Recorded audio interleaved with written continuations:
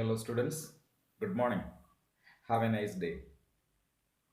അപ്പോൾ ഇന്ന് നമ്മുടെ ടോപ്പിക്ക് സോഷ്യൽ സയൻസിൻ്റെ സ്കോപ്പ് എന്താണ് എന്നുള്ള വിഷയത്തെക്കുറിച്ചിട്ടാണ്. കഴിഞ്ഞ ക്ലാസ്സിലൊക്കെ തന്നെ നമ്മൾ സോഷ്യൽ സയൻസിൻ്റെ വിവിധ ഡെഫിനിഷനുകൾ, അതുപോലെ തന്നെ സോഷ്യൽ സയൻസിൻ്റെ കൺസെപ്റ്റ് എന്താണ്, മീനിങ് എന്താണ്, നേച്ചർ എന്താണ് തുടങ്ങിയ കാര്യങ്ങളെക്കുറിച്ചൊക്കെ നമ്മൾ ഡിസ്കസ് ചെയ്തു. ഇപ്പോൾ നമുക്ക് പഠിക്കാനുള്ളത് ഇന്ന് സ്കോപ്പ് എന്നുള്ള വിഷയത്തെ കുറിച്ചിട്ടാണ്. അപ്പോൾ എന്താണ് സോഷ്യൽ സയൻസിന്റെ സ്കോപ്പ്? സ്കോപ്പ് എന്ന് പറഞ്ഞാൽ അതിന്റെ മീനിങ് എന്താണ്? Social science is ultimately concern with rational understanding of society. Rational understanding of society.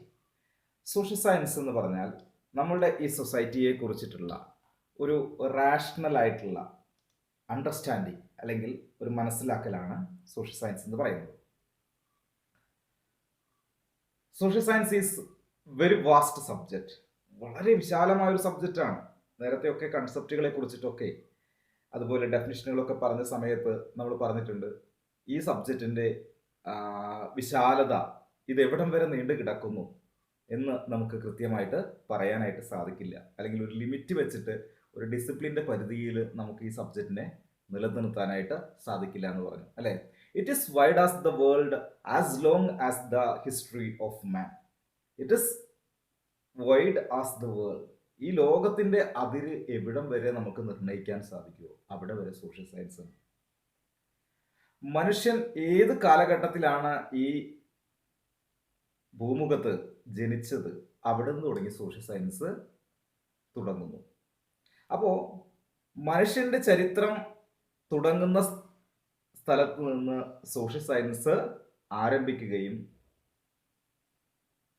ഈ ഭൂമുഖത്തിന്റെ അവസാനത്തെ പോയിന്റ്, എൻഡ് പോയിന്റ് എവിടം വരെയാണോ പോകുന്നത് അവിടം വരെ സോഷ്യൽ സയൻസ് നിലനിൽക്കുകയും ചെയ്യും. അപ്പോൾ നമുക്കിതിന്റെ വിശാലത, ഇതിന്റെ പരപ്പ്, ഇതൊക്കെ നമുക്ക് വ്യക്തമായിട്ട് പറയാനായിട്ട് സാധിക്കും അല്ലേ.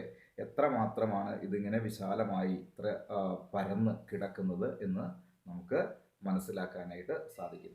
By the words of Johnson's, was a famous historian, Johnson. He says, history is everything that ever happened. We reminds that social science is everything that ever happened. History is, ഹിസ്റ്ററിയെ കുറിച്ചിട്ടാണ് അദ്ദേഹം പറയുന്നത്. ഇറ്റ് ഈസ് എവരിത്തിങ്, എല്ലാത്തിലും ചരിത്രമുണ്ട്. And ever happened, എവിടെയും സംഭവിക്കുന്നു. അപ്പോൾ ഇതുപോലെയാണ് സോഷ്യൽ സയൻസ്. ചരിത്രം എന്ന് പറയുന്ന വസ്തുത അല്ലെങ്കിൽ ചരിത്രം എന്ന് പറയുന്ന സംഭവം എല്ലാ വിഷയങ്ങളിലും ഉണ്ട്. ഒന്നിലും ചരിത്രമില്ലാതെ ഇല്ല. നമ്മൾ എടുത്തു നോക്കുക. ഞാൻ നേരത്തെ പറഞ്ഞു social science is the mother of all languages എന്ന് നേരത്തെ പറഞ്ഞു അല്ലേ. എന്ന് പറഞ്ഞതുപോലെ ചരിത്രം എല്ലാ സബ്ജക്റ്റിലും ഉള്ളത് തന്നെയാണ്. ഓരോ ഭൂമുഖത്തുള്ള എന്തിനെ എടുത്തു നോക്കിയാലും അതിനൊക്കെ ഒരു ചരിത്രമുണ്ട് അല്ലേ. അപ്പോ അത്തരത്തിൽ സോഷ്യൽ സയൻസിനെ നമ്മൾ ചിന്തിക്കുകയാണെങ്കിൽ social science is everything that ever happened. Each social science subject focus on the specific aspect of social phenomena. അപ്പൊ നമ്മൾ പറഞ്ഞു സോഷ്യൽ സയൻസ് എന്ന് പറഞ്ഞു കഴിഞ്ഞാൽ പല സബ്ജക്റ്റുകളും മനുഷ്യന്റെ ബന്ധങ്ങളെക്കുറിച്ച്, മനുഷ്യന്റെ ബിഹേവിയറിനെ കുറിച്ച്, ഒരു വെബ് ഓഫ് ഹ്യൂമൻ റിലേഷൻഷിപ്പിനെ കുറിച്ചുള്ള പഠനമാണ് സോഷ്യൽ സയൻസ് എന്ന് പറഞ്ഞു അല്ലേ. അപ്പൊ എല്ലാ സബ്ജക്റ്റിലും സോഷ്യൽ സയൻസ് ഉണ്ട്. ഇങ്ങനെ മനുഷ്യനുമായി ബന്ധപ്പെട്ട എല്ലാ സബ്ജക്റ്റുകളുടെയും എല്ലാ സബ്ജക്റ്റിലും സോഷ്യൽ സയൻസ് ഉണ്ട്. അപ്പോ അത്തരത്തിലുള്ള ഹ്യൂമൻ റിലേഷൻഷിപ്പിനെ, സോഷ്യൽ ഫിനോമിനയെ മാത്രം കോൺസെൻട്രേറ്റ് ചെയ്യുന്ന ഒരു സബ്ജക്റ്റാണ് social science. In political science it is the study of principles, methods and aims of government. Political science എടുത്ത് നോക്കുകയാണെങ്കിൽ സോഷ്യൽ സയൻസ് എന്ന് പറയുന്നത് study of principles, methods and aims of government. നോക്കൂ, അവിടെ സമൂഹത്തെക്കുറിച്ചുള്ള പഠനമുണ്ട് അല്ലെ? ഗവൺമെന്റിന്റെ പ്രിൻസിപ്പിൾസിനെയും മെത്തേഡ്സിനെയും എയിംസിനെയും ഒക്കെയുള്ള പഠനമാണ് പൊളിറ്റിക്കൽ സയൻസിലെ സോഷ്യൽ സയൻസ് എന്ന് പറയുന്നത്. In economics it focus on the nature of production, consumption, distribution and exchange of wealth. പണത്തെ കുറിച്ചുള്ള പഠനമാണ്, സമ്പത്തിനെ കുറിച്ചിട്ടുള്ള പഠനമാണ് ഇക്കണോമിക്സിലെ സോഷ്യൽ സയൻസ് എന്ന് പറയുന്നത്. കാരണം സമ്പത്ത് നമ്മൾ എവിടെയാണ് ഉപയോഗിക്കുന്നത്? So in economics it is the study of consumption, distribution and production of and exchange of wealth. In jurisprudence, it is the study of principles and knowledge of law. ജൂറിസ്പ്രുഡൻഷ്യലാണെങ്കിൽ നമ്മൾ social സയൻസിനെ കുറിച്ച് തിരഞ്ഞു നോക്കുന്നതെങ്കിൽ അത് നിയമങ്ങളെ കുറിച്ചുള്ള അറിവാണ്, സമൂഹത്തിൽ നിലനിൽക്കുന്നതായിട്ടുള്ള നിയമങ്ങളെ കുറിച്ചിട്ടുള്ള അറിവാണ്. നമുക്ക് സോഷ്യോളജി എടുത്ത് നോക്കാം. Sociology is the study of social behaviour and social action of mankind, examination of social and organisation. അല്ലെ? സോഷ്യോളജി എന്ന് പറഞ്ഞാൽ എന്താണ്? It is the study of social behaviour and social action of mankind. മനുഷ്യന്റെ social ബിഹേവിയറിനെ കുറിച്ച്, social ആക്ഷനെ കുറിച്ച്, social ഓർഗനൈസേഷനെ കുറിച്ചുള്ള examinations, ഇതാണ് സോഷ്യോളജി. അവിടെയും നമ്മൾ സോഷ്യൽ സയൻസിനെ കാണാനായിട്ട് സാധിക്കുന്നു. Likewise, all social science subjects in its scope focus on the phenomena of a society. അപ്പോൾ ഇതുപോലെ നമ്മളിപ്പോൾ 2-3 സബ്ജക്റ്റുകളെ കുറിച്ചിട്ടാണ് പറഞ്ഞത്, അല്ലേ? പൊളിറ്റിക്കൽ സയൻസ്, ഇക്കണോമിക്സ്, സോഷ്യോളജി, അതേപോലെ തന്നെ ജൂറിസ്പ്രുഡൻഷ്യൽ, ഇങ്ങനെയുള്ള 3-4 സബ്ജക്റ്റുകളെ കുറിച്ചിട്ട് മാത്രമാണ് നമ്മൾ പറഞ്ഞത്. നോക്കൂ, സോഷ്യൽ സയൻസിൽ ജിയോഗ്രഫി ഉണ്ട്, സോഷ്യൽ സയൻസിൽ നാച്ചുറൽ സയൻസ് ഉണ്ട്, സോഷ്യൽ സയൻസിൽ ലാംഗ്വേജുകളുണ്ട്, സോഷ്യൽ സയൻസിൽ മാത്തമാറ്റിക്സ് ഉണ്ട്, സോഷ്യൽ സയൻസിൽ ഇംഗ്ലീഷ് ഉണ്ട്, സോഷ്യൽ സയൻസിൽ ഹിസ്റ്ററി ഉണ്ട്. ഇതിനൊക്കെ മനുഷ്യൻ എന്ന് പറയുന്ന ജീവജാലത്തിന്റെ ബന്ധങ്ങളെക്കുറിച്ചും സമൂഹത്തിൽ മനുഷ്യൻ ചെലുത്തുന്നതായിട്ടുള്ള സ്വാധീനങ്ങളെ കുറിച്ചുമുള്ള പഠനങ്ങളെ മാത്രമേ നമ്മൾ സോഷ്യൽ സയൻസ് ആയിട്ട് കണക്ക് കൂട്ടുന്നുള്ളൂ, സോഷ്യൽ സയൻസിലേക്ക് നമ്മൾ എടുക്കുന്നുള്ളൂ. എല്ലാ സബ്ജക്റ്റിലും സോഷ്യൽ സയൻസ് ഉണ്ടെങ്കിലും അതിൻ്റെ സമൂഹവുമായി ബന്ധപ്പെട്ട കാര്യങ്ങളെ മാത്രമാണ് നമ്മൾ സോഷ്യൽ സയൻസിലേക്ക് എടുക്കുന്നത്. അപ്പോൾ ഇങ്ങനെ എല്ലാ സബ്ജക്റ്റിലും സോഷ്യൽ സയൻസ് ഉണ്ട് എങ്കിൽ സോഷ്യൽ സയൻസിന്റെ സ്കോപ്പ് എത്രയാണ് എന്ന് നമുക്ക് ആലോചിച്ചാൽ മനസ്സിലാക്കാവുന്ന ഒരു കാര്യം തന്നെയാണ്. അപ്പൊ എന്താണ് scope? By scope we mean extent, variety, depth, breadth, comprehensiveness and extent of learning experience to be provided, curriculum transaction. Scope എന്നതുകൊണ്ട് നമ്മൾ ഉദ്ദേശിക്കുന്നത് ഒരു സബ്ജക്റ്റ് കരിക്കുലം ട്രാൻസാക്ഷൻ നടക്കുമ്പോൾ ആ സബ്ജക്റ്റിൽ നിന്ന് നമുക്ക് ഷെയർ ചെയ്യപ്പെടുന്ന അറിവ്, അതിന് എത്രമാത്രം എക്സ്റ്റെന്റ് ആണ്, എത്രമാത്രം വെറൈറ്റി ഉള്ള അറിവാണ് നമുക്ക് ലഭ്യമാകുന്നത്, എത്രമാത്രം ഡെപ്ത്, ആഴത്തിലേക്ക് എത്രമാത്രം ഡീപ്പാണത്, എത്രമാത്രം കോംപ്രിഹെൻസീവ് എന്ന് പറഞ്ഞു കഴിഞ്ഞാൽ അത് എത്ര വിശാലമാണ്, അതിൻ്റെ എക്സ്റ്റെന്റ് എത്ര മാത്രമാണ്. ഇങ്ങനെയുള്ള കാര്യങ്ങളാണ് നമ്മൾ സ്കോപ്പ് എന്നതുകൊണ്ട് അർത്ഥമാക്കുന്നത്. By scope we mean extent, variety, depth, breadth, comprehensiveness and extent of learning experiences. കൊടുക്കുന്ന ലേണിംഗ് എക്സ്പീരിയൻസസിന്റെ extent to be provided curriculum transaction in a curriculum transaction. Thus, the scope of social science is defined by range of content and experiences that are to be provided to the learner through teaching. ഒരു teaching learning പ്രോസസ്സിൽ അതുകൊണ്ട് തന്നെ നമുക്ക് പറയാം thus the scope of a social science means or scope of a social science defined by range of content, കൊടുക്കുന്ന കണ്ടന്റിന്റെ range എത്ര മാത്രമുണ്ട്, and experiences that are to be provided. പഠിപ്പിക്കുന്ന സമയത്ത് കൊടുക്കുന്ന ലേണിംഗ് എക്സ്പീരിയൻസസ് എങ്ങനെയുള്ളതാണ് to the learner through teaching. ഒരു teaching learning പ്രോസസ്സിൽ നമ്മൾ ലേണർക്ക് കൊടുക്കുന്ന ലേണിംഗ് എക്സ്പീരിയൻസസ് എത്രമാത്രം വെറൈറ്റി ഉള്ളതാണ്, അത് എത്രമാത്രം എക്സ്റ്റെൻഡ് ആണ്. ഇതാണ് സോഷ്യൽ സയൻസിന്റെ സ്കോപ്പ് എന്നതുകൊണ്ട് നമ്മൾ ഉദ്ദേശിക്കുന്നത്.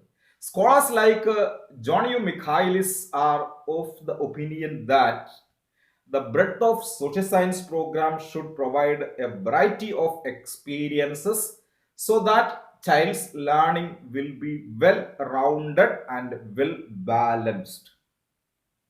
നോക്കൂ, അദ്ദേഹത്തിന്റെ സ്കോപ്പിനെ കുറിച്ചുള്ള, ജോൺ യു മിഖായിലിസിന്റെ സ്കോപ്പിനെ കുറിച്ചിട്ടുള്ള ആ ഡെഫിനിഷനിൽ നിന്ന് തന്നെ നമുക്ക് സോഷ്യൽ സയൻസിന്റെ വിശാലതയെ കുറിച്ച് നമുക്ക് മനസ്സിലാക്കാനായിട്ട് സാധിക്കും. അദ്ദേഹം പറയുന്നത് എന്താണ്? Michaelis, according to Michaelis, the breadth of social science program should provide a variety of learning experiences so that child's learning will be well rounded and well balanced.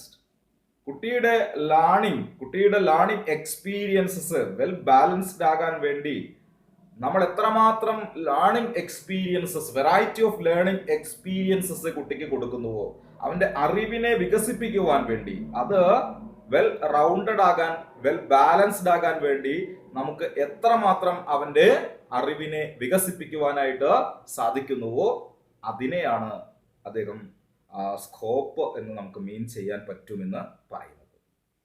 It draws material from all the social science relating to the study of human relationship, human institutions and human behaviors. എന്ന് പറഞ്ഞാൽ social science എന്നതുകൊണ്ട് നമ്മൾ ഉദ്ദേശിക്കുന്നത്, social സയൻസിന്റെ scope എന്നതുകൊണ്ട് നമ്മൾ ഉദ്ദേശിക്കുന്നത് എന്താണ്? Draws material from all the social subjects, all the social sciences relating to the study of human relations, human institutions and human behaviours.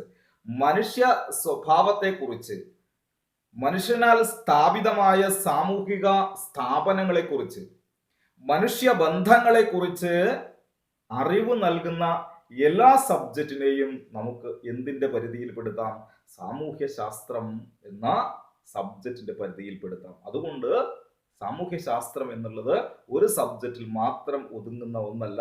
അത് ഈ ലോകത്തെ മനുഷ്യബന്ധങ്ങളെ കുറിച്ച്, ഹ്യൂമൻ ഇൻസ്റ്റിറ്റ്യൂഷനെ കുറിച്ച്, ഹ്യൂമൻ ബിഹേവിയറിനെ കുറിച്ച് ഒക്കെ ബന്ധമുള്ള എല്ലാ സബ്ജക്റ്റിലും സോഷ്യൽ സയൻസ് കടന്നു ചെല്ലുന്നുണ്ട്. It provides an overall integrated outline of minimum essential functional knowledge from various disciplines. Social science provides an overall integrated outline of minimum essential functional knowledge from various disciplines.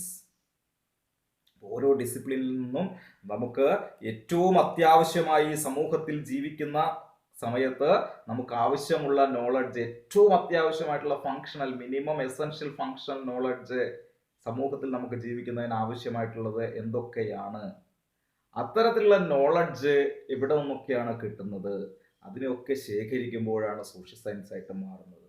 അപ്പോൾ ഈ എല്ലാ സബ്ജക്റ്റിലും social science കടന്നു ചെല്ലുന്നുണ്ട് എന്നാണ് നമുക്ക് മനസ്സിലാക്കാനായിട്ട് സാധിക്കുന്നത്. ഇനി നമുക്ക് ഇതിൻ്റെ പ്രധാനപ്പെട്ട 5 സ്കോപ്പുകളെ കുറിച്ചും അതിൻ്റെ ഫോക്കൽ പോയിന്റുകളെ കുറിച്ചിട്ടുമാണ് പഠിക്കാനുള്ളത്. അപ്പോൾ നമ്മൾ സോഷ്യൽ സയൻസിന്റെ സ്കോപ്പിനെ കുറിച്ചിട്ടാണ് പറഞ്ഞുകൊണ്ടിരുന്നത്. പ്രധാനമായിട്ടും സോഷ്യൽ സയൻസിന്റെ പഠനത്തിന് 5 സ്കോപ്പുകളാണ് നമുക്ക് പറയാനുള്ളത്. ഒന്നാമത്തേത് vast and wide as the world. Social science is vast and wide as the world. രണ്ടാമതായി നമുക്ക് പറയാനുള്ളത് it is a functional study of natural and physical science and fine arts. Social science is a functional study of natural and physical science and fine arts. പിന്നെ മൂന്നാമതായി നമുക്ക് പറയാനുള്ളത് social science is a study of current affairs. Social studies is a study of current affairs. Social studies is a study leading to international understanding.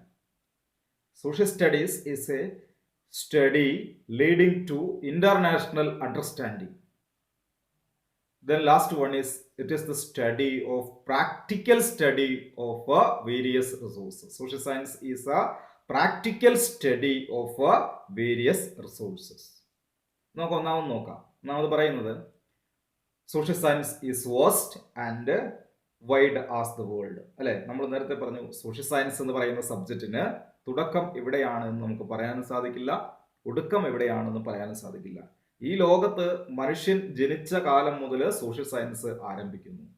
ഈ ലോകത്ത് മനുഷ്യൻ എന്ന് പറയുന്ന ജീവജാലം എവിടെ വരെയാണോ ഉള്ളത് അന്ന് വരെ സോഷ്യൽ സയൻസും ഉണ്ടാകും, അല്ലെ? തുടക്കവും ഒടുക്കവും പറയാനാകാത്ത അല്ലെങ്കിൽ കൃത്യമായി ഡിഫൈൻ ചെയ്യാൻ പറ്റാത്ത ഒരു വിഷയമാണ് സോഷ്യൽ സയൻസ് എന്ന് പറയുന്നത്. The scope of social science is very vast. It is as wide as the world and as long as the history of man. ലോകത്തിന്റെ ആരംഭം എവിടെ നിന്നാണോ അവിടെ നിന്ന് സോഷ്യൽ സയൻസ് ആരംഭിക്കുന്നു. മനുഷ്യ ചരിത്രം എവിടം വരെയാണോ ഉള്ളത് അവിടം വരെ സോഷ്യൽ സയൻസും ഉണ്ട് എന്ന് നമുക്ക് പറയാനായിട്ട് സാധിക്കും. It is the study of human relationship in areas such as. ഇപ്പോ ഹ്യൂമൻ ബന്ധങ്ങളെ കുറിച്ച്, ഹ്യൂമൻ റിലേഷൻസിനെ കുറിച്ചുള്ള പഠനമാണ് സോഷ്യൽ സയൻസ് എന്ന് നമ്മൾ പറഞ്ഞു, അല്ലെ? അങ്ങനെയാണെങ്കിൽ അതിൽ പ്രധാനമായിട്ടും പ്രതിപാദിക്കപ്പെടുന്ന ഏരിയാസ് ഏതൊക്കെയാണ്? People of one's own nationality and people across the world. ഒരു രാജ്യത്ത് ജീവിച്ചിരിക്കുന്ന ജനങ്ങൾ, ഈ ലോകത്ത് ജീവിച്ചിരിക്കുന്ന ജനങ്ങൾ, അവരെ കുറിച്ചിട്ടാണ് സോഷ്യൽ സയൻസ് പഠിക്കുന്നത്. ഒരു രാജ്യത്തിലെ ജനങ്ങളെക്കുറിച്ചും ഈ ലോകത്തെ ജനങ്ങളെക്കുറിച്ചും. People and various kinds of institutions. മനുഷ്യനും വിവിധ സാമൂഹിക സ്ഥാപനങ്ങളും ആണ് സോഷ്യൽ സയൻസിന്റെ പഠന വിഷയം. People and earth. മനുഷ്യനും ഈ ഭൂമിയും തമ്മിലുള്ള ബന്ധം എന്താണ്? ഈ ഭൂമിയും മനുഷ്യനും തമ്മിലുള്ള ബന്ധം എന്താണ്? ഇവിടുത്തെ സാമൂഹിക സ്ഥാപനങ്ങളും മനുഷ്യനും തമ്മിലുള്ള ബന്ധം എന്താണ്? ഈ രാജ്യത്ത് ജീവിക്കുന്ന മനുഷ്യരും അവർ തമ്മിലുള്ള ബന്ധം എന്താണ്? ഈ ലോകത്ത് മനുഷ്യര് ജീവിക്കുന്നു, അവർ തമ്മിലുള്ള ബന്ധം എന്താണ്? People and time. സമയവും മനുഷ്യനും തമ്മിലുള്ള ബന്ധം എന്താണ്? People and resources. റിസോഴ്സസും മനുഷ്യനും തമ്മിലുള്ള ബന്ധം എന്താണ്? ഇത്തരം കാര്യങ്ങളെ കുറിച്ചിട്ടാണ് സോഷ്യൽ സയൻസിന്റെ പ്രധാനമായിട്ടുള്ള പഠന വിഷയം എന്ന് നമുക്ക് പറയാനായിട്ട് സാധിക്കും. അപ്പോൾ നോക്കൂ, എത്ര കാര്യങ്ങളെ കുറിച്ചിട്ടാണ് നമ്മൾ ഇവിടെ പറഞ്ഞു പോയത്. മനുഷ്യനും അവന്റെ ബന്ധങ്ങളും, മനുഷ്യൻ ഈ ഭൂമുഖത്ത് ചെലുത്തുന്നതായിട്ടുള്ള ഓരോ കാര്യങ്ങളിലും മനുഷ്യൻ ചെലുത്തുന്നതായിട്ടുള്ള ബന്ധങ്ങളെ കുറിച്ച്, ഭൂമിയിൽ മനുഷ്യൻ ചെലുത്തുന്ന ബന്ധങ്ങൾ, സാമൂഹ്യ സ്ഥാപനങ്ങളിൽ, അതേപോലെ തന്നെ റിസോഴ്സസിൽ, ടൈമിൽ, ഇവിടെയൊക്കെ മനുഷ്യന്റെ സ്വാധീനം, മനുഷ്യന്റെ ബന്ധം എത്രമാത്രം ഉണ്ട് എന്നതിനെ കുറിച്ചിട്ടാണ് സോഷ്യൽ സയൻസ് പരിശോധിക്കുന്നത്. അപ്പോൾ എത്രയൊക്കെ മേഖലകളിലാണ് സോഷ്യൽ സയൻസ് ബന്ധപ്പെട്ട് നിൽക്കുന്നത് എന്നാണ് നമ്മൾ മനസ്സിലാക്കേണ്ടത്. അപ്പോൾ സോഷ്യൽ സയൻസിനെ നമുക്കൊരു സബ്ജക്റ്റിന്റെ പരിധിയിൽ നിർത്താൻ പറ്റില്ല എന്നാണ് ചുരുക്കത്തിൽ പറഞ്ഞു വരുന്നത്. അതുപോലെ തന്നെ രണ്ടാമതായി നമുക്ക് പറയാനുള്ള സ്കോപ്പ് എന്ന് പറയുന്നത് എന്താണ്? A functional study of natural and physical sciences and fine arts. The term functional study indicates that whatever be the factual materials obtained from various areas of study, they must have direct and immediate relationship to the needs and interest of the children. അപ്പോൾ social science എന്ന് പറഞ്ഞാൽ it is a functional study of natural and physical sciences and fine arts എന്നാണ്. അപ്പൊ എന്താണ് ഈ functional study എന്ന് പറയുന്നത്? What you mean by that functional study? Functional, the term functional study means that whatever be the factual material, whatever be the factual materials obtained from various areas of study, various subjects. They must have direct and immediate relationship to the needs and interests of the children. അപ്പോൾ നമ്മൾ വിവിധ സബ്ജക്റ്റുകളിൽ നിന്ന് ശേഖരിക്കുന്നതായിട്ടുള്ള factual materials or factual materials obtained from various areas of study. അങ്ങനെ സ്വീകരിക്കുന്ന factual മെറ്റീരിയൽസിന് ചില ക്വാളിറ്റികൾ ഉണ്ടായിരിക്കണം. എന്ത് ക്വാളിറ്റികൾ? They must have direct and immediate relationship to the needs and interest of the children. കുട്ടികളുടെ നീഡ്സിനും ഇൻട്രസ്റ്റിനെയും പ്രൊമോട്ട് ചെയ്യാൻ പറ്റുന്ന രീതിയിൽ അതുമായി ഡയറക്റ്റ് ഇമ്മീഡിയറ്റ് ആയിട്ട് ബന്ധമുള്ള എല്ലാ ഫാക്ച്വൽ നോളജിനെയും നമുക്ക് എന്ത് പറയാം? ഫങ്ഷണൽ സ്റ്റഡി എന്ന് പറയാം, അല്ലെ? Social science, natural science and physical science are different areas of study, but they have quite interdepend and interrelated, അല്ലെ? സോഷ്യൽ സയൻസ് എടുത്താലും ഇനി ആർട്സ് എടുത്താലും അല്ലെങ്കിൽ ഫൈൻ ആർട്സ് എടുത്ത് നോക്കുക, നാച്ചുറൽ സയൻസ് എടുത്ത് നോക്കുക, ഫിസിക്കൽ സയൻസ് എടുത്ത് നോക്കുക, ഇതൊക്കെ തന്നെ ഡിഫറെന്റ് ഏരിയാസ് ഓഫ് സ്റ്റഡിയാണ്. സോഷ്യൽ സയൻസിന്റെ മേഖല വേറെയാണ്, നാച്ചുറൽ സയൻസിന്റെ മേഖല വേറെ മേഖലയാണ്, ഫൈൻ ആർട്സിന്റെ മേഖല വേറെയാണ്, ഫിസിക്കൽ സയൻസിന്റെ മേഖല വേറെയാണ്. പക്ഷേ അതെല്ലാം തന്നെ പരസ്പരം ബന്ധപ്പെട്ടതാണ്, ഇന്റർ റിലേറ്റഡ് ആണ്, ഇന്റർ ഡിപെൻഡന്റ് ആണ്. The developments of the field of science and technology have thoroughly changed the social life of man all over the world. The vision of man has today extended beyond his society and nation to the world as whole. To the world as whole. അപ്പോ ഞാൻ പറഞ്ഞു വരുന്നത് എന്താണ്? അതായത് നമ്മൾ എന്തിനാണ് science and technology develop ചെയ്യുന്നത്? Science and technology develop ചെയ്യുന്നതിന്റെ ഉദ്ദേശം എന്ന് പറയുന്നത് എന്താണ്? thoroughly changed the social life of a man. മനുഷ്യന്റെ സാമൂഹിക ജീവിതത്തിൽ മാറ്റങ്ങൾ വരാൻ വേണ്ടിയിട്ടാണ്, അല്ലെ? വെറുതെ നമ്മൾ സയന്റിഫിക്കൽ ആയിട്ടുള്ള കൺക്ലൂഷൻസും അതുപോലെ തന്നെ കണ്ടെത്തലുകളും ഒക്കെ നടത്തിക്കൊണ്ടിരിക്കുകയാണ്. വെറുതെ ഒരു തൊഴിലുമില്ലാതെ നമ്മൾ റിസർച്ച് നടത്തിക്കൊണ്ടിരിക്കുകയാണ്. ഓരോ റിസർച്ചിനും അതിൻ്റെതായ ഫങ്ഷൻ ഉണ്ട്, അതിൻ്റെതായ ലക്ഷ്യങ്ങളുണ്ട്. ആറ്റങ്ങളെ വിഘടിപ്പിക്കുകയും കൂട്ടിച്ചേർക്കുകയും ചെയ്യുമ്പോൾ സ്വതന്ത്രമാകുന്ന ഊർജം, ആ ഊർജം നമ്മൾ ഉപയോഗിക്കുന്നത് മനുഷ്യ നന്മയ്ക്ക് വേണ്ടിയിട്ടാണ്. ആ ഒരു ഉദ്ദേശത്തോട് കൂടിയിട്ടാണ് നമ്മളത് വിഘടിപ്പിക്കാനും സംയോജിപ്പിക്കാനും തയ്യാറായത്. പക്ഷേ നമ്മൾ എന്തുകൊണ്ടോ മാനുഷിക നന്മയ്ക്കല്ല അത് ഉപയോഗിക്കുന്നത്, മറിച്ച് മനുഷ്യന്റെ വിനാശത്തിനാണ്. അങ്ങനെയാണ് നമ്മൾ ആറ്റം ബോംബ് നിർമ്മിക്കുന്നത്. ആറ്റം ബോംബ് നിർമ്മിക്കുക എന്ന ഉദ്ദേശത്തോട് കൂടിയിട്ടല്ലല്ലോ നമ്മൾ ആറ്റത്തെ വിഘടിപ്പിച്ചത്. ആറ്റത്തെ സംയോജിപ്പിച്ചതും ആറ്റം ബോംബ് നിർമ്മിക്കാനല്ലല്ലോ, മനുഷ്യന്റെ നന്മയ്ക്ക് വേണ്ടിയിട്ടാണ്. പക്ഷെ നമ്മൾ ഉപയോഗിക്കുന്നതിനാണ് മനുഷ്യന്റെ വിനാശത്തിന് വേണ്ടിയിട്ടാണ്. ഇങ്ങനെ സമൂഹത്തിൽ നടക്കുന്നതായിട്ടുള്ള എല്ലാ റിസർച്ചുകൾക്കും എല്ലാ പഠനങ്ങൾക്കും അതിൻ്റെതായ മനുഷ്യ കേന്ദ്രീകൃതമായ അല്ലെങ്കിൽ ഹ്യൂമൻ ഡെവലപ്മെന്റിനെ അടിസ്ഥാനമാക്കിക്കൊണ്ടുള്ള ലക്ഷ്യങ്ങളുണ്ട്. പക്ഷെ നമ്മൾ എന്ത് ചെയ്യുന്നു? അതിനെയൊക്കെ അതിൻ്റെ തെറ്റായ വശത്തെ ഉൾക്കൊള്ളാനാണ് നമ്മൾ എപ്പോഴും ശ്രദ്ധിക്കുക. അപ്പൊ ഞാൻ പറഞ്ഞു വരുന്നത് ഫിസിക്കൽ സയൻസിനായാലും നാച്ചുറൽ സയൻസിനായാലും ഒറ്റ ലക്ഷ്യമേ ഉള്ളൂ. എന്താണ്?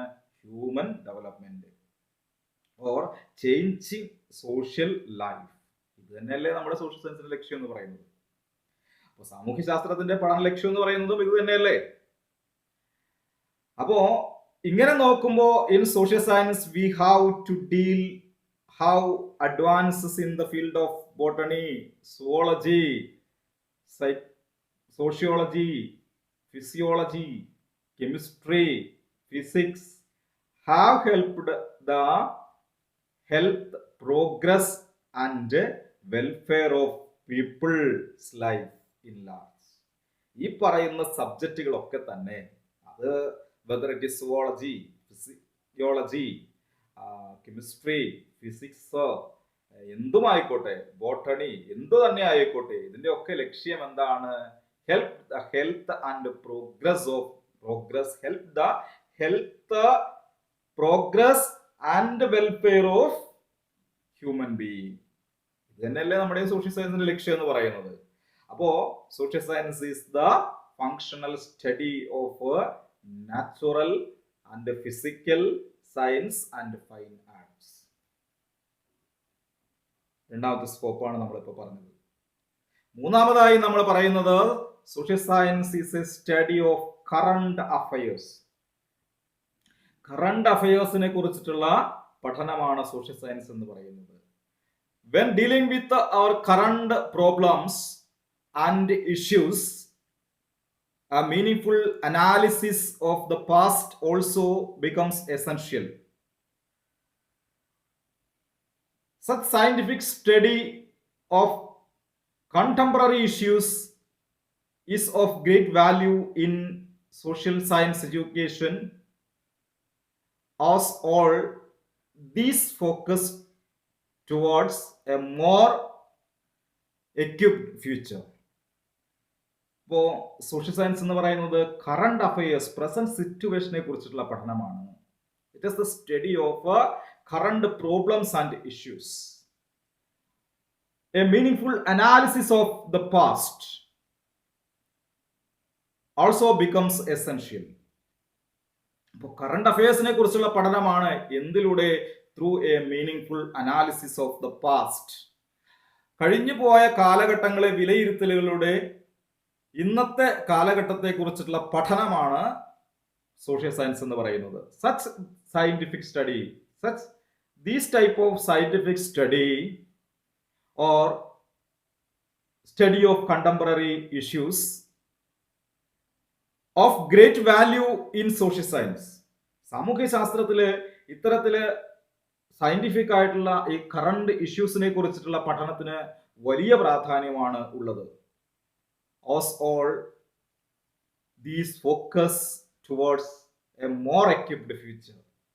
അപ്പോൾ എന്തിനാണ് നമ്മൾ ഇത്തരത്തിലുള്ള പഠനങ്ങൾ സാമൂഹ്യ ശാസ്ത്രത്തിൽ നടത്തുന്നത്? ഇതിന്റെ ഉദ്ദേശം എന്ന് പറയുന്നത് കഴിഞ്ഞു പോയ കാലഘട്ടങ്ങളെയും അതിനെക്കുറിച്ച് നമ്മൾ സയന്റിഫിക് ആയിട്ട് വിലയിരുത്തുന്നതിലൂടെ അടുത്ത കാലഘട്ടത്തിൽ വരാൻ പോകുന്ന ഫ്യൂച്ചറിനെ നമുക്ക് മെച്ചപ്പെടുത്താനായിട്ട് സാധിക്കും എന്നുള്ള ഒരു കാഴ്ചപ്പാടോട് കൂടിയിട്ട് സോഷ്യൽ സയൻസിൽ നമ്മൾ കറണ്ട് അഫയേഴ്സിന് വളരെയധികം പ്രാധാന്യം കൊടുക്കാറുണ്ട്. കണ്ടംപററി ലൈഫിനെ കുറിച്ച് നമ്മൾ വളരെയധികം പഠനങ്ങൾ നടത്താറുണ്ട്.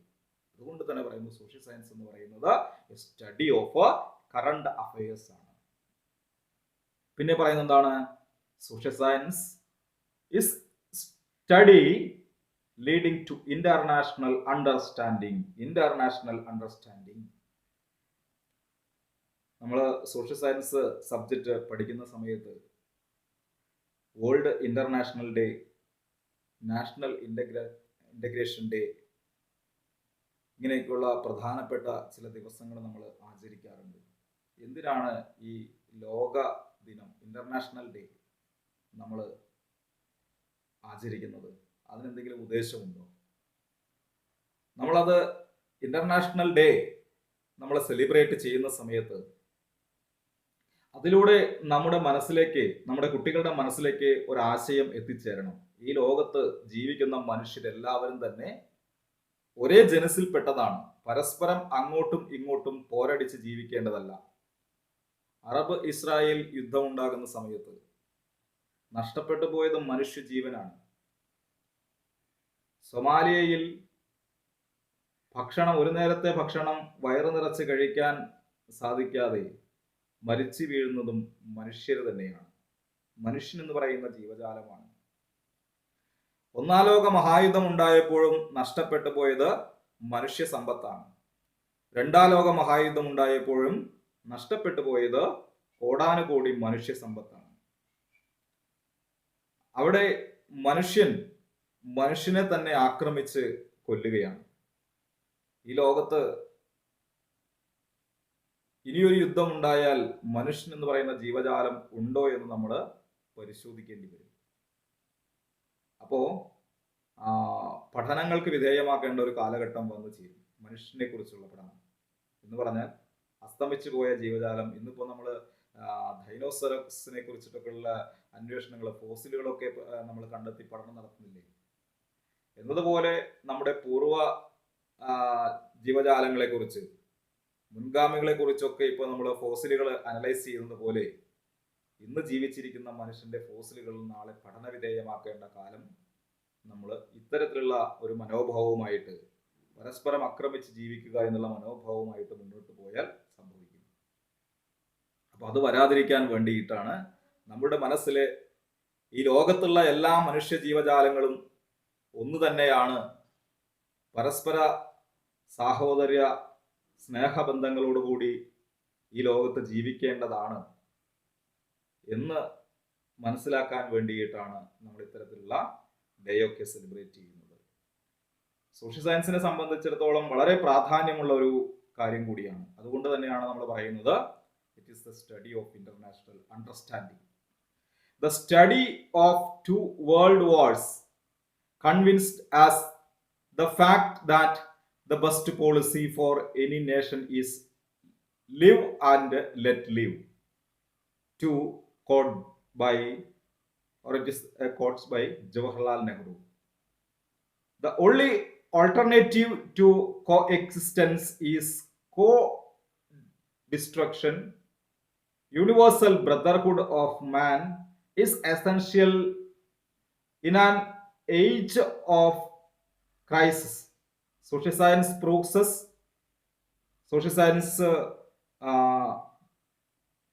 possess the required potential to lead children towards the prime goal. സാമൂഹ്യശാസ്ത്രത്തിന്റെ പ്രൈം ഗോൾ, പ്രധാനപ്പെട്ട ലക്ഷ്യം എന്ന് പറയുന്നത് ഇത്തരത്തിലുള്ള കോ എക്സിസ്റ്റൻസ് ആണ്.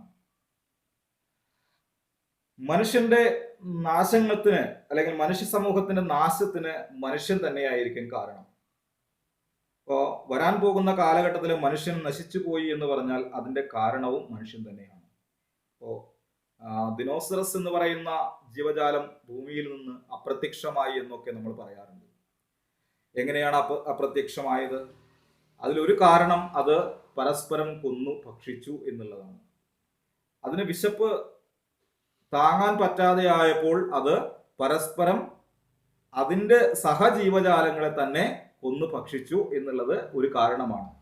എന്നതുപോലെ മനുഷ്യന്റെ ആവശ്യങ്ങൾക്ക് വേണ്ടി തൻ്റെ സഹജീവികളെ തന്നെ കൊല്ലുന്ന കാലം വന്നാൽ അത് ഈ ലോകത്തിന് വലിയ വിനാശകാരമായിരിക്കും എന്നാണ് പറയുന്നത്. അതുകൊണ്ട് തന്നെയാണ് ജവഹർലാൽ നെഹ്റുവിന്റെ കോട്സ് തന്നെ ആദ്യമായി പറയുന്നത് സ്റ്റഡി ഓഫ് 2 വേൾഡ് വാർ നമ്മളെ കൺവിൻസ് ചെയ്ത്, ലോകം കണ്ട 2 യുദ്ധങ്ങളെ നമ്മൾ പറഞ്ഞ് മനസ്സിലാക്കിയത്. ആ യുദ്ധങ്ങളിലൂടെ നമുക്ക് മനസ്സിലായത് എന്താണ്? The fact that the best policy of any nation is live and let live. ജീവിക്കുക, മറ്റുള്ളവരെ ജീവിക്കാൻ അനുവദിക്കുക. ഇത് ജവഹർലാൽ നെഹ്റുവിന്റെ കോട്സ് ആണ്. അപ്പൊ ഞാൻ പറഞ്ഞു വരുന്നത്, സാമൂഹ്യശാസ്ത്രം എന്ന് പറയുന്നത് ഇത്തരത്തില് ഒരു ഇന്റർനാഷണൽ അണ്ടർസ്റ്റാൻഡിങ് ലഭ്യമാകുന്ന ഒന്നാണ്. കോ എക്സിസ്റ്റൻസ് ആണ് നമുക്കിവിടെ ആവശ്യം. സമൂഹത്തില് മനുഷ്യന് നിലനിന്ന് പോകാൻ വേണ്ടിയിട്ടുള്ള കോ എക്സിസ്റ്റൻസ് ആണ് നമുക്ക് ആവശ്യം. പിന്നെ പറയുന്നത്, അടുത്ത സ്കോപ്പായിട്ട് നമുക്ക് പറയാനുള്ളത് practical study of various resources. Social science is the practical study of various resources. Social science as A subject of study is rich enough to give a good exposure not only to natural resources but also to human resources of different cultures and civilizations. Social science as a subject of study is rich enough to give a good exposure not only to natural resources but also human resources of different cultures and civilizations.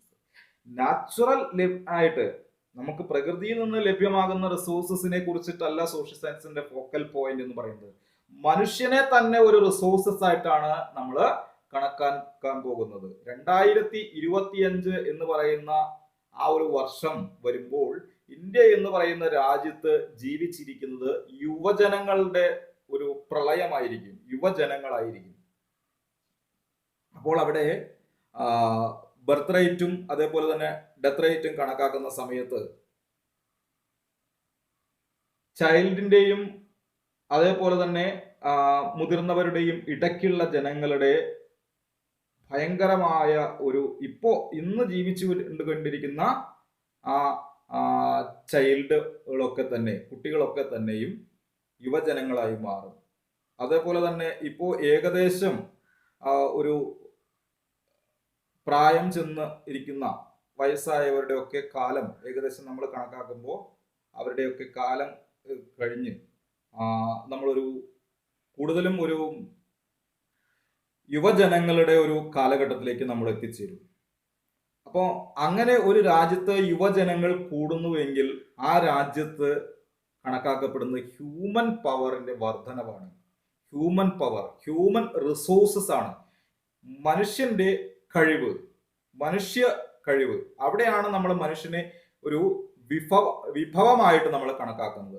Human resources, മനുഷ്യ വിഭവം. അപ്പോൾ രാജ്യത്തെ സംബന്ധിച്ച് ഏറ്റവും നല്ലതാണ് human റിസോഴ്സസിന്റെ development. അപ്പോൾ ഇത്തരത്തിലുള്ള human resources develop ചെയ്യുക, പ്രാക്ടിക്കൽ സ്റ്റഡി, വേരിയസ് റിസോഴ്സസ്, അതിനെ കുറിച്ചിട്ടാണ് നമ്മൾ സോഷ്യൽ സയൻസിൽ.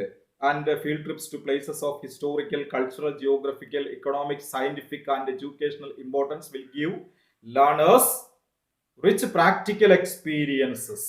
അപ്പൊ ഇത്തരത്തിലുള്ള ഹ്യൂമൻ റിസോഴ്സസിനെ കുറിച്ചിട്ടുള്ള പഠനം, അതേപോലെ തന്നെ വിവിധ ഹിസ്റ്റോറിക്കൽ പ്ലേസുകളിലേക്ക്, ജിയോഗ്രഫിക്കൽ, ഇക്കണോമിക് ആയിട്ടുള്ള സൈറ്റുകളിലേക്ക്, എഡ്യൂക്കേഷണൽ ഇമ്പോർട്ടൻസ് ഉള്ള സൈറ്റുകളിലേക്കൊക്കെ തന്നെ നമ്മൾ സാമൂഹ്യ ശാസ്ത്രത്തിലൂടെ യാത്ര തിരിക്കുന്നു. ഹ്യൂമൻ നാച്ചുറൽ റിസോഴ്സസിനെ പോലെ തന്നെ ഹ്യൂമൻ റിസോഴ്സസിനെ കുറിച്ചുള്ള പഠനം കൂടിയാണ് സോഷ്യൽ സയൻസ്. അപ്പോൾ നമുക്ക് ഹ്യൂമൻ റിസോഴ്സസിനെ കുറിച്ചുള്ള അറിവ് കിട്ടുന്നു.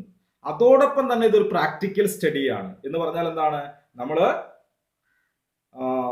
വിവിധ ഹിസ്റ്റോറിക്കൽ പ്ലേസുകളിലേക്കും അതേപോലെ തന്നെ എഡ്യൂക്കേഷണൽ ഇമ്പോർട്ടൻ്റ് ആയിട്ടുള്ള സൈറ്റുകളിലേക്കും ജിയോഗ്രഫിക്കൽ സൈറ്റുകളിലേക്കും ഇക്കണോമിക് സെന്ററിലേക്കുമുള്ള ഡയറക്റ്റ് ആയിട്ടുള്ള വിസിറ്റുകൾ നമ്മൾ നടത്തുന്ന സമയത്ത് അതിലൂടെ ഒക്കെ തന്നെ നമുക്ക് ഒരു എൻറിച്ച്ഡ് ആയിട്ടുള്ള ലേണറിനെ നമുക്ക് സൃഷ്ടിക്കാനായിട്ട് സാധിക്കുന്നു. അപ്പോൾ സോഷ്യൽ സയൻസ് എന്ന് പറയുന്നത് പ്രാക്ടിക്കൽ സ്റ്റഡിയാണ്. വെദർ ഇറ്റ് ഈസ് ഹ്യൂമൻ റിസോഴ്സസിനെ കുറിച്ചിട്ടായാലും മറ്റ് റിസോഴ്സസിനെ കുറിച്ചിട്ടായാലും സോഷ്യൽ സയൻസ് എന്ന് പറയുന്നത് പ്രാക്ടിക്കൽ സ്റ്റഡിയാണ്. അപ്പോൾ ഇത്തരത്തിൽ 5 സ്കോപ്പുകളാണ് നമ്മളിവിടെ മെൻഷൻ ചെയ്തു പോയത്. ഒന്നെന്താണ്? Social science as vast as the world. രണ്ടാമത്, social science a functional study of natural and physical science and fine arts. Social science is a study of current affairs. Social science is a study leading to international understanding. Social science is a practical study of various resources. ഇനി നമുക്ക് ഇതിൽ ഈ scope എന്ന് പറയുന്ന വിഷയത്തിൽ പഠിക്കാനുള്ളത് social സയൻസിന്റെ focal പോയിന്റുകളെ കുറിച്ചിട്ടാണ്. സോഷ്യൽ സയൻസ് പ്രധാനമായും ശ്രദ്ധ ചെലുത്തുന്ന മേഖലകളെ കുറിച്ചിട്ടാണ് നമുക്ക് ഇനി നോക്കാനുള്ളത്. സോഷ്യൽ സയൻസിന്റെ ഫോക്കൽ പോയിന്റുകളെ കുറിച്ച് പറയുന്ന സമയത്ത് പ്രധാനമായിട്ടുള്ള ഫോക്കൽ ഏരിയാസ് ഏതൊക്കെയാണെന്ന് നോക്കുന്ന സമയത്ത് social studies includes the study of relationship between man and man, man and institutions, man and earth, man and goods, and also the interrelationship of historical, geographical and social aspects. Social studies എന്ന് പറഞ്ഞാൽ എന്താണ്? It includes the study of relationship between man and man. മനുഷ്യനും തമ്മിലുള്ള ബന്ധങ്ങളെ കുറിച്ചുള്ള പഠനമാണ് social science എന്ന് പറയുന്നത്. മാൻ ആൻഡ് ഇൻസ്റ്റിറ്റ്യൂഷൻസ്, മനുഷ്യനും ഇൻസ്റ്റിറ്റ്യൂഷൻസും സാമൂഹിക സ്ഥാപനങ്ങളും മനുഷ്യനും തമ്മിലുള്ള പഠനമാണ് social science. Man and earth, ഈ ഭൂമിയും മനുഷ്യനും തമ്മിലുള്ള പഠനമാണ് earth. Man and goods, resources, goods and resources മനുഷ്യനും തമ്മിലുള്ള ബന്ധം, also inner relationship of historical, geographical, social aspects. അതേപോലെ തന്നെ ഹിസ്റ്റോറിക്കൽ, ജിയോഗ്രഫിക്കൽ, സോഷ്യൽ ആസ്പെക്റ്റുകളും മനുഷ്യനും തമ്മിലുള്ള ബന്ധങ്ങളെ കുറിച്ചുള്ള പഠനമാണ് പ്രധാനമായിട്ടും സോഷ്യൽ സയൻസ് എന്ന് പറയുന്നത്. അതേപോലെ തന്നെ how people meet different needs depend upon their environment and culture and their interdependence for satisfaction of these basic needs. മനുഷ്യ ആവശ്യങ്ങൾ എങ്ങനെ നിറവേറ്റപ്പെടുന്നു? പരിമിതമാണ് റിസോഴ്സസ് എന്ന് നമുക്കറിയാം അല്ലെ. പ്രധാനമായ സാമ്പത്തിക പ്രശ്നങ്ങൾ എന്താണ്? പരിമിതമായ റിസോഴ്സസിനെ എങ്ങനെ സാറ്റിസ്ഫാക്ടറി ആയിട്ട് മനുഷ്യന് ഉപയോഗിക്കാം എന്നുള്ളതാണ് സാമ്പത്തിക പ്രശ്നത്തിലെ പ്രധാനമായിട്ടുള്ള പ്രശ്നം എന്ന് പറയുന്നത്. അങ്ങനെയാണ് എങ്കിൽ ഇത്തരത്തിലുള്ള ഡിഫറെന്റ് ആയിട്ടുള്ള വിഭവങ്ങൾ, അതും പരിമിതമായ വിഭവങ്ങൾ, മനുഷ്യന് അവന്റെ എൻവയോൺമെന്റിൽ ലഭ്യമായിട്ടുള്ള പരിമിതമായിട്ടുള്ള വിഭവങ്ങളെ എങ്ങനെ വ്യത്യസ്തമായിട്ടുള്ള നീഡ്സിനെ സാറ്റിസ്ഫൈ ചെയ്യാൻ വേണ്ടി എങ്ങനെ നമുക്ക് വളരെ നന്നായിട്ട് ഉപയോഗിക്കാം എന്നുള്ളതാണ് അല്ലെ. How people meet different needs depend upon their environment and culture and their interdependence for satisfaction of these basic needs. The ways in which people solve the problems of today and tomorrow. ഇന്നത്തെ പ്രശ്നങ്ങളെ മനുഷ്യൻ എങ്ങനെ തരണം ചെയ്യുന്നു അല്ലെ.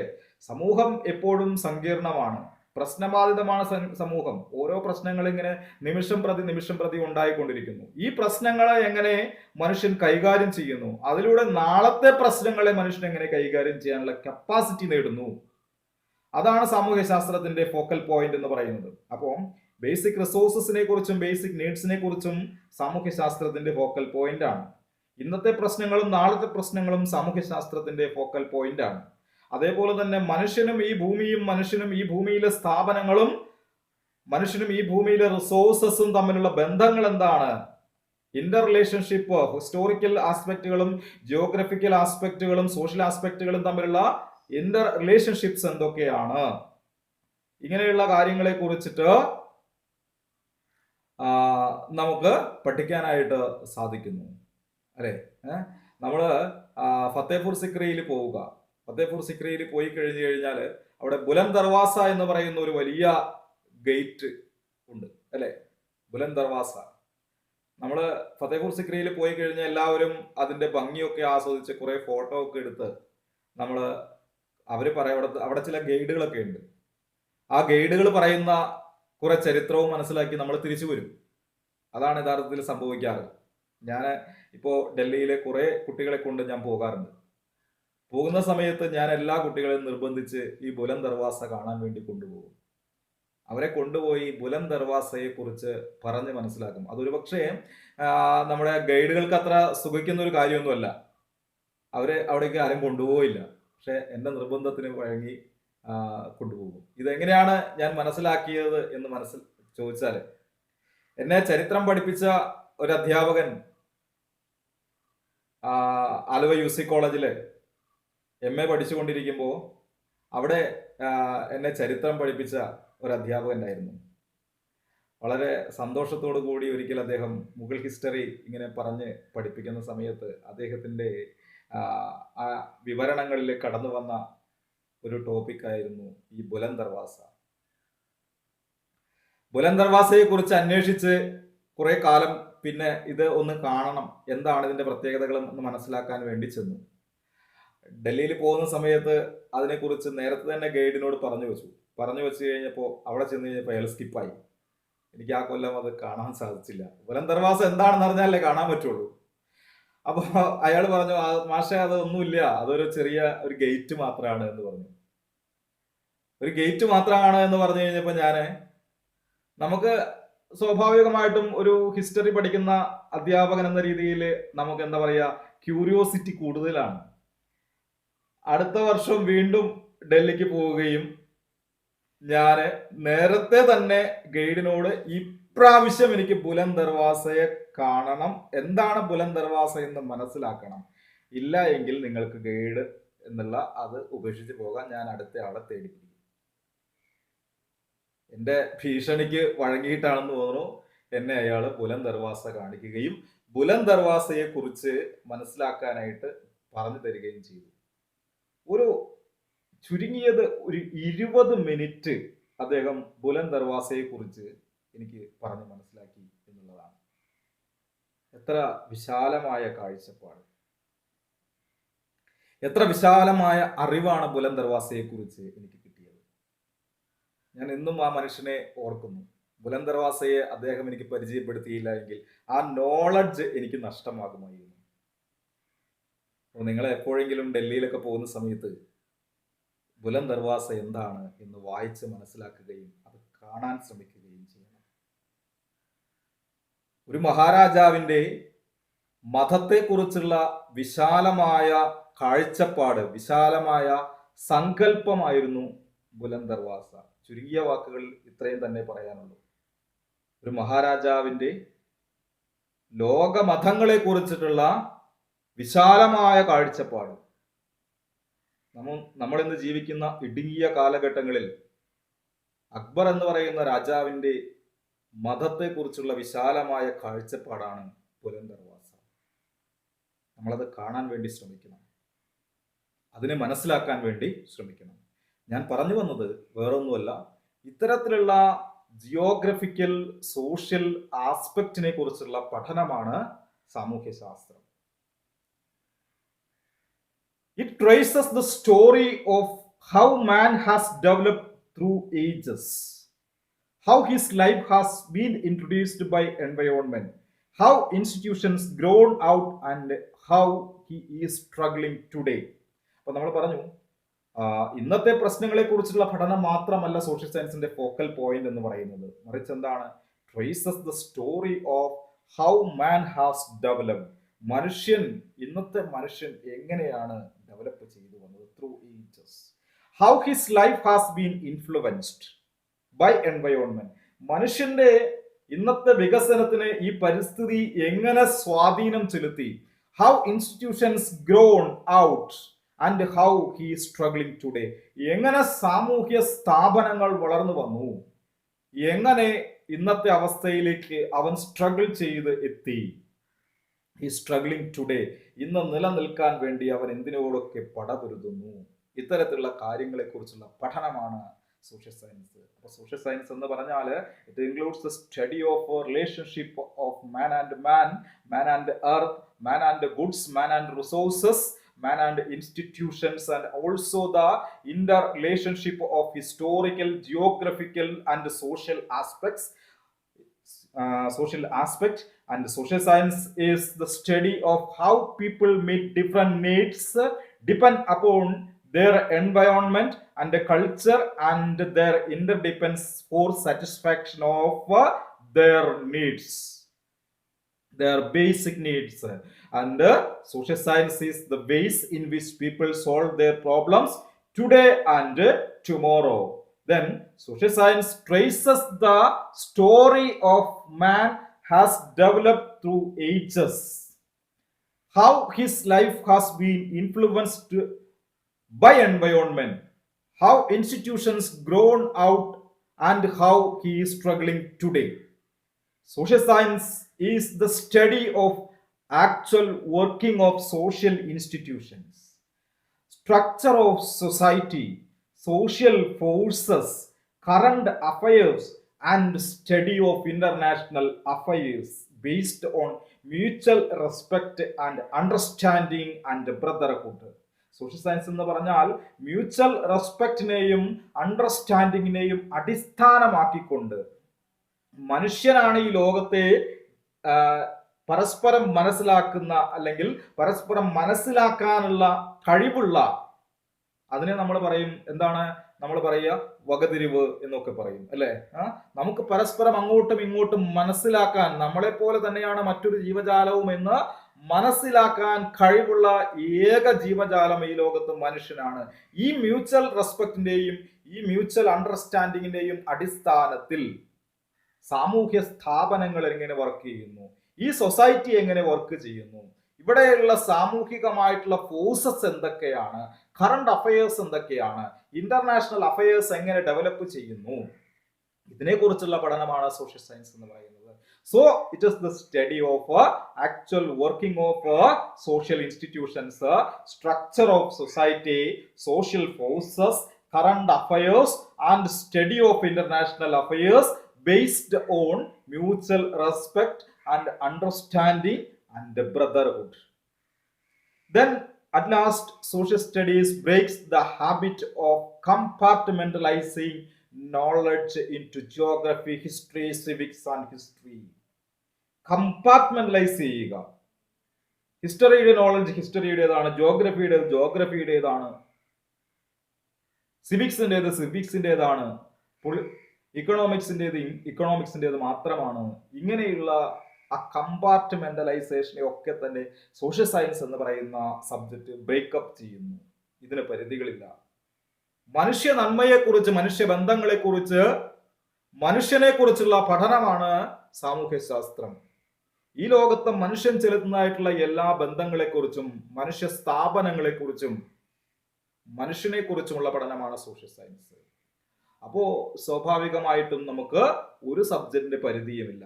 ഇത്രയുമാണ് social സയൻസിന്റെ focal point എന്ന് പറയുന്നത്.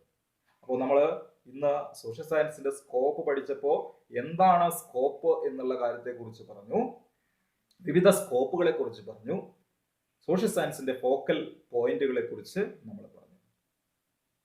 ഈ ടോപ്പിക്ക് എല്ലാവർക്കും മനസ്സിലായി എന്നാണ് വിശ്വസിക്കുന്നത്.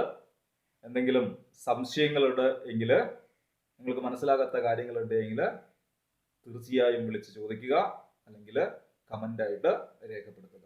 So thank you for